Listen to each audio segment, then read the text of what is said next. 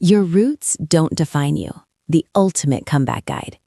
Introduction: The Boy from Leicester and the Global Stage. Imagine standing on a stage in front of millions of people. You are surrounded by the world's most famous faces, icons whose every move is documented by paparazzi, whose styles define generations. You are the man behind the curtain, the one responsible for the superhero transformations of Jennifer Lopez, Kim Kardashian, and Katy Perry. To the world, you are Chris Appleton, a master of glamour, a titan of industry, a man who seemingly has it all.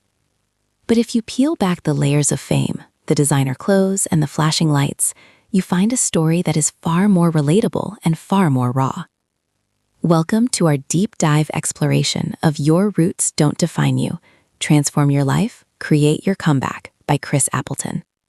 Before he was the king of hair, Chris was just a boy in Leicester, England, with a big dream and even bigger set of obstacles.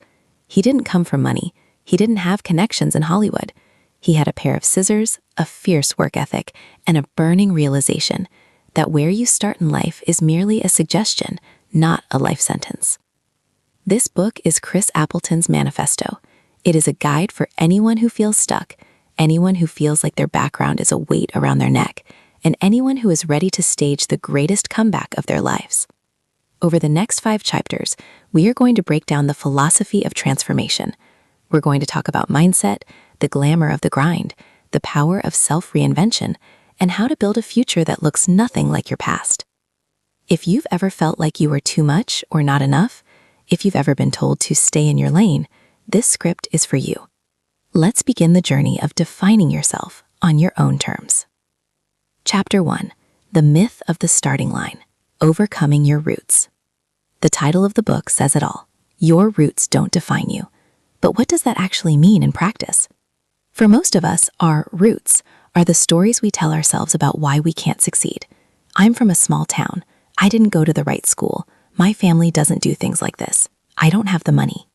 Chris Appleton argues that these aren't facts, they are anchors, and if you want to fly, you have to cut the rope. In this chapter, we explore the psychological barrier of small-town thinking.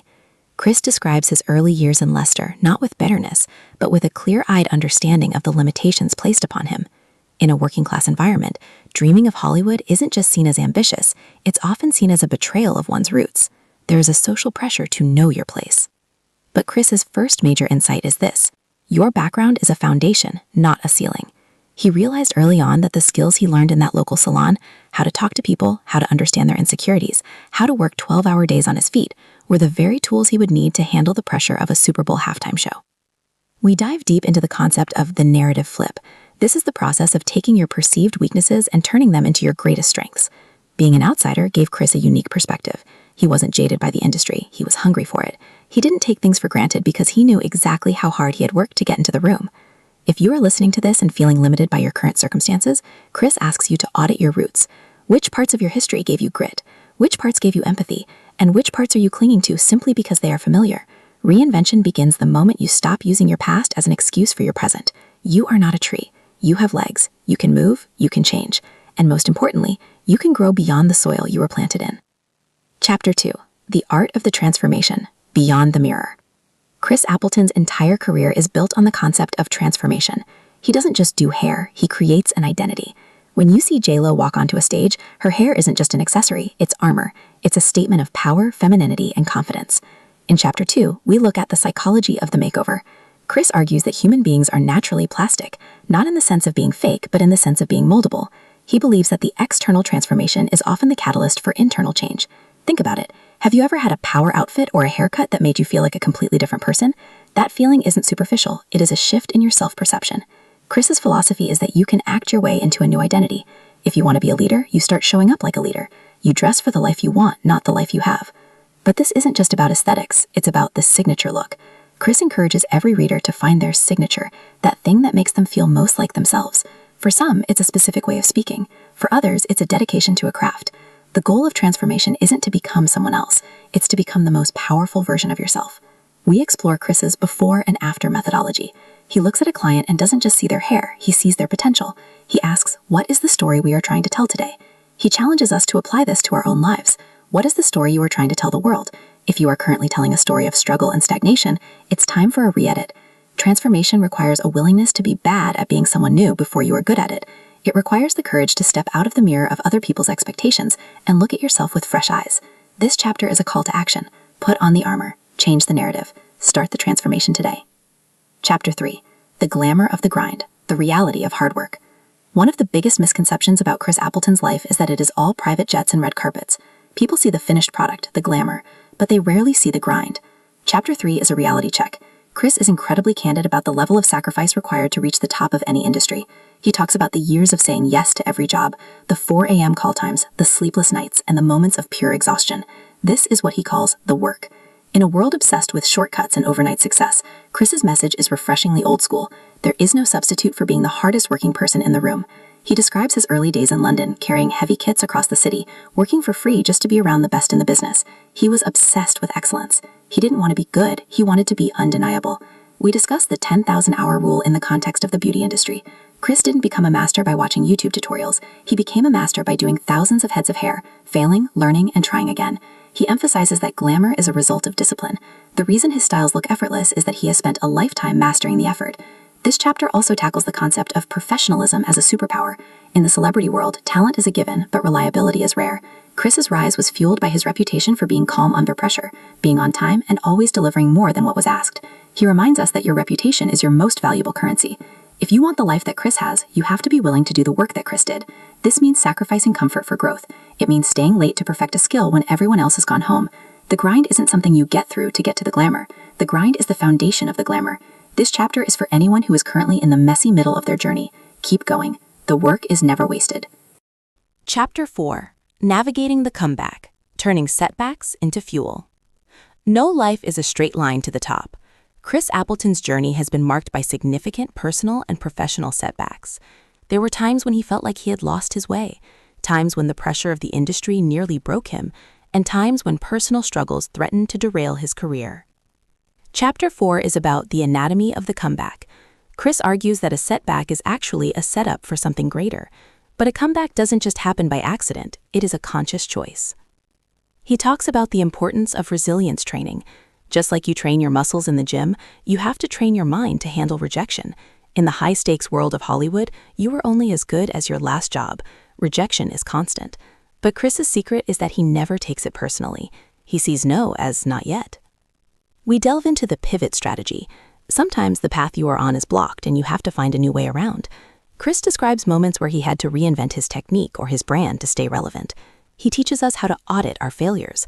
Instead of asking, "Why is this happening to me?" he asks, "What is this teaching me?" A major theme in this chapter is the power of the reset.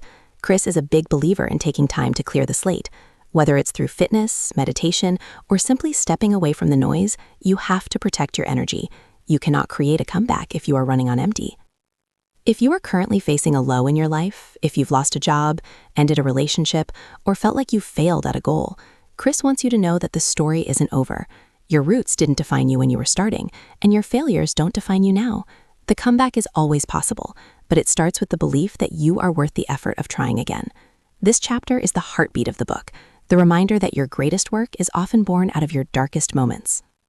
Chapter 5. Designing your future self, the architecture of a new life. In our final chapter, we move from the past and the present into the future. Chris Appleton doesn't just want you to do better, he wants you to design a life that is authentically yours. This is the masterclass in reinvention. Chris argues that most people are living a life that someone else designed for them. They are following a script written by their parents, their peers, or society. To truly transform, you have to become the architect of your own existence. We explore the concept of visionary living. Chris is a massive proponent of visualization. Before he ever set foot in a Hollywood studio, he had already seen it in his mind. He worked as if he were already the best in the world. He practiced the feeling of success long before the reality arrived. He encourages us to create a future self avatar. Who is that person? How do they walk? How do they talk? What are their boundaries? Another key pillar of this chapter is the circle of influence. Chris is very clear about the fact that you cannot become your future self if you are surrounded by people who are tethered to your past self. You have to curate your environment. You need energy expanders, people who make you think bigger and push you harder. We also discuss authenticity in the age of social media. As someone who lives in the world of filters and perfect images, Chris's advice is surprising. The most attractive thing you can be is yourself. True reinvention isn't about wearing a mask, it's about taking the mask off. It's about being brave enough to be too much for the people who aren't your people. Chris wraps up the book with a powerful message on purpose. Transformation for the sake of ego is hollow. Transformation for the sake of service, using your talents to make others feel better, more confident, and more seen, is where true fulfillment lies. Your roots don't define you. Your past doesn't define you. Even your successes don't define you. What defines you is the choice you make right now to step into the life you are meant for. You are the stylist of your own soul. The chair is waiting. What are you going to create? Outro. The scissors are in your hands. We have reached the end of our journey through Chris Appleton's Your Roots Don't Define You. This isn't just a book about a hairstylist, it's a book about the human capacity for change. It's a reminder that no matter where you started, no matter what people told you was possible, you have the power to pick up the tools and redesign your reality. Chris Appleton's life is proof that grit, discipline, and a vision can take you from a local salon in Leicester to the world's biggest stages. But the real glamour isn't in the fame, it's in the freedom that comes from knowing you built yourself from the ground up. I hope this deep dive has sparked something in you. I hope it's reminded you that your comeback is only one decision away.